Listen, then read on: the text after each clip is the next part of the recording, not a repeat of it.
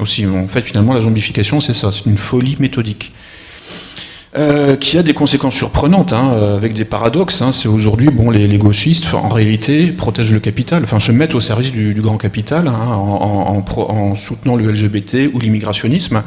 Bon, vous êtes suffisamment instruits, je pense, dans la salle pour comprendre les raccourcis. Je ne peux pas tout expliquer. J'ai 1 heure pour parler. Après, bon, je vais pas en fait tout expliquer dans le détail.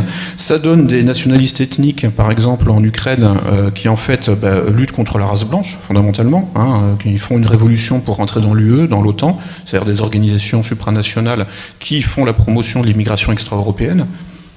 Ou ça donne des islamistes qui construisent le grand Israël, en essayant de faire tomber Bachar el-Assad.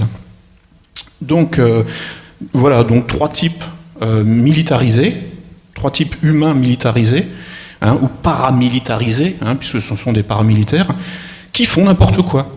C'est-à-dire qui disent quelque chose et qui font le contraire. Mais d'une manière absolument méthodique. C'est fascinant. On en est là aujourd'hui. Et ça, c'est un effet de cet éclatement du signe, où on peut dire quelque chose tout en voulant dire exactement le contraire, et tout en faisant le contraire aussi. C'est-à-dire que, en fait, finalement, quand, par exemple, un djihadiste dit qu'il fait le djihad, donc, en fait, il construit le grand Israël. En théorie, le djihadiste n'est pas censé construire le grand Israël. Pourtant, c'est ce qu'il fait.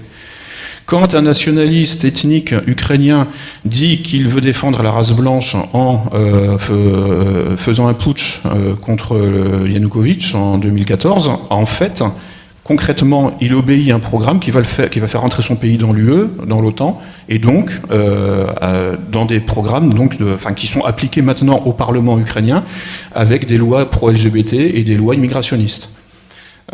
Idem pour donc l'Antifa qui effectivement finalement soutient le libéralisme sans frontières et donc en fait effectivement le capitalisme, l'exploitation du travailleur, etc., etc. Donc voilà, on a affaire maintenant